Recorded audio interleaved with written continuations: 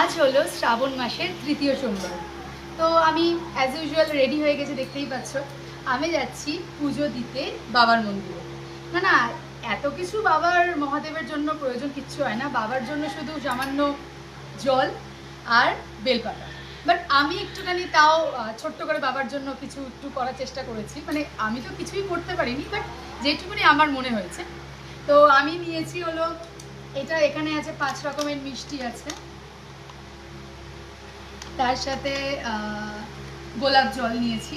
আর এই যে পঞ্চামৃত, এটা আমি আগেই তৈরি করে নিয়েছিলাম, দুধ, দই, ঘি, মধু, গঙ্গা জল আর শর্করা দিয়ে এটা আমি রেডি করে নিয়েছিলাম। এটা দেবো কারণ মন্দিরে ভিড় থাকতে পারে, তো আলাদা করে মাখানোর টাইম আমি নাও পেতে পারি, তো এটা আমি রেডি করে নিয়েছি।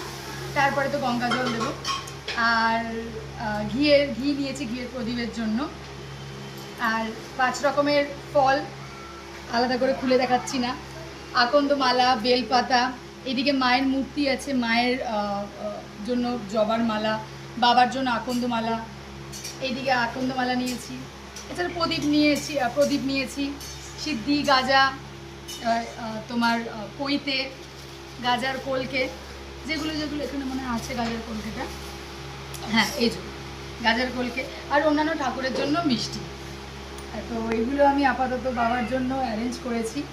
তো মন ভরে, ভক্তি ভরে যদি মহাদেবকে পূজা করা যায়, তাহলে কোনো আড়ম্বর লাগে না। শুধু বাবাকে মন থেকে দেখে যাও, আর নিজের সম্বন্ধে শুধু ভালো ভালো চিন্তা করো, আর অন্যের সম্বন্ধে ভালো চিন্তা করো, দেখবে বাবা সব সময় তোমাদের পাশে আসে। আর তোমাদেরকেও শ্রাবণ মাসের প্রত্যেকটা দিনের অনেক অনেক শুভেচ্ছা।